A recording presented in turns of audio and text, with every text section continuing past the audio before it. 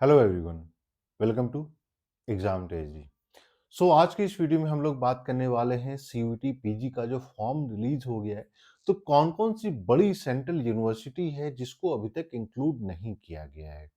ये बहुत सारे स्टूडेंट के मन में है कि सर जेएनयू है या फिर बाकी जितनी यूनिवर्सिटीज हैं, ये अभी तक लिस्ट में क्यों नहीं आई है। तो आज के वीडियो में हम लोग इसी के बारे में डिस्कस करेंगे।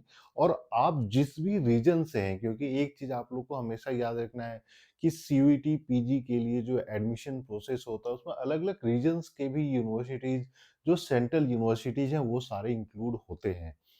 आज की इस वीडियो में हम लोग इसी के बारे में बात करेंगे। और जो लास्ट वीडियो हम लोगों ने डाला था रिगार्डिंग जेएनयू, उसको आप लोगों ने नहीं देखा है तो प्लीज जरूर देखिए।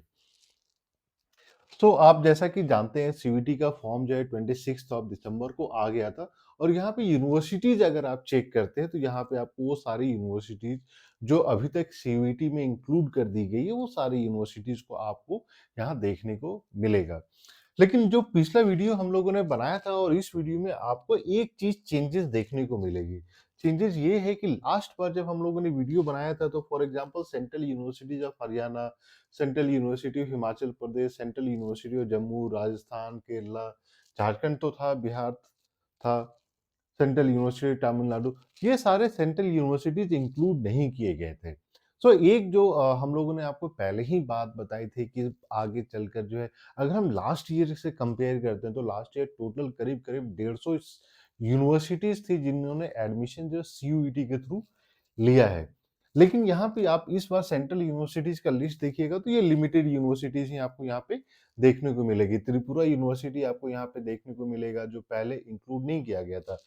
Hyderabad central university, Delhi university, Pondicherry university, ये पहले से ही इंक्लूडेड थे। एक चीज जो क्लियर हो जाती है कि जो यूनिवर्सिटी की जो लिस्ट है वो बार बार अपलोड किया जा रहा है और इसीलिए आप लोग को बोला गया था कि आप अभी फॉर्म फिल नहीं कीजिए। लेकिन जो बड़ी यूनिवर्सिटीज अभी तक इंक्लूड नहीं किया गया है, तो एक बार उसको हम लोग रिफ्रेश करके रिवाइज करके आप लोग को बता देते हैं कि कौन कौन से सेंट्रल यूनिवर्सिटीज जो बड़ी यूनिवर्सिटी है जिसको इंक्लूड नहीं किया गया है। तो आप यहाँ पे फॉर एग्जाम्पल देखते हैं तो एक जो सबसे बड़ा नाम आ जाता है वो आपका जेएनयू। जेएनयू आपको कहीं पे भी देखने को नहीं मिलेगा।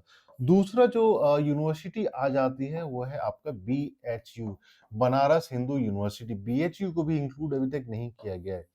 तीसरा अगर हम नॉर्थ इंडिया की बात करते हैं तो यूनिवर्सिटी ऑफ इलाहाबाद, ये भी इंक्लूड नहीं किया गया है।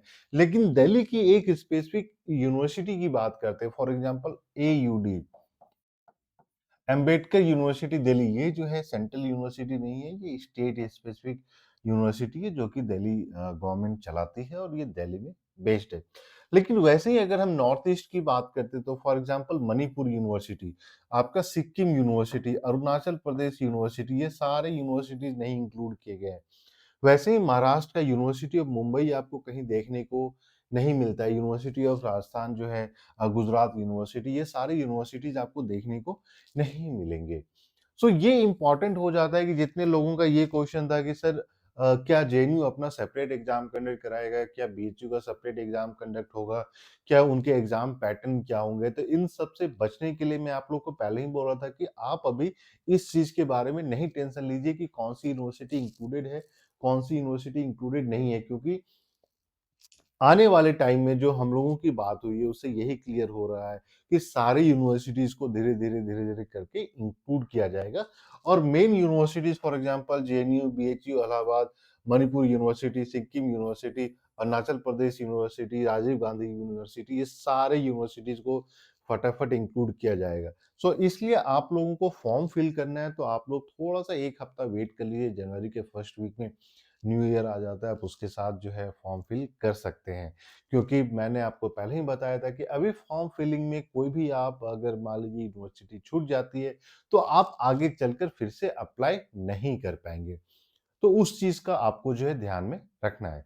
इसके साथ साथ हम लोगों ने ये भी प्लान किया है जो आपके अलग अलग यूनिवर्सिटीज की जो एलिजिबिलिटी क्राइटेरिया है, कोर्स वाइज जो एलिजिबिलिटी क्राइटेरिया है, क्योंकि दिल्ली यूनिवर्सिटी की अगर हम बात करते हैं तो उसमें बहुत बड़ी चेंज आई है।